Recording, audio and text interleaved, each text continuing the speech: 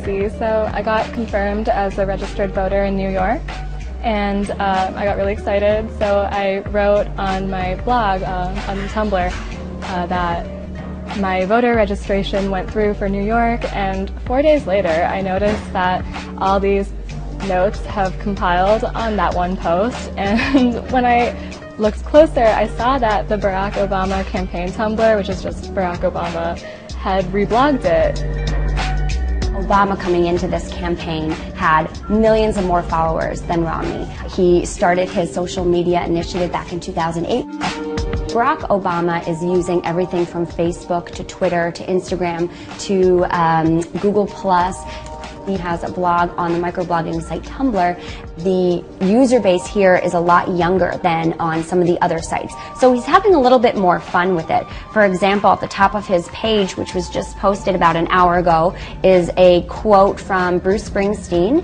His team is kind of scouring the internet to see what's popping up that mentions him and kind of reflects the voice of the campaign. If you look historically back to Roosevelt and Reagan, you sort of see that the candidate who seems to understand technology often has an advantage sort of going in, because they use technology to show that they are up with the times, if you will, that they know how people talk, that they know how people communicate. Romney's definitely excelled on Twitter.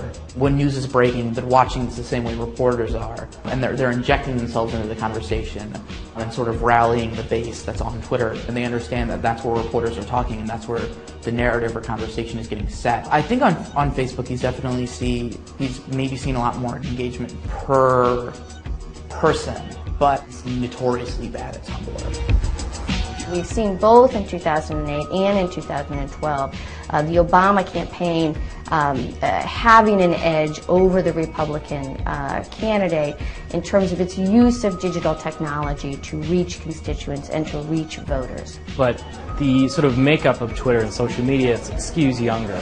We track basically every poll that's out there and we average them together. And if you look at the demography of the two political parties, obviously if you're older in America, you tend to be a little bit more conservative and possibly vote Republican. If you're younger, you tend to be a little bit more on the Democratic side. That necessarily sort of works out. The Obama campaign is likely to sort of get more retweets and more mentions on Twitter. Neither campaign is really taking full advantage of the social media element of social media, if you will. There's very little retweeting, for example, of a citizen's post or a citizen's comment. Like I said, seeing it reblogged by the campaign Tumblr was so unexpected, made me feel like what was going on with me actually didn't matter.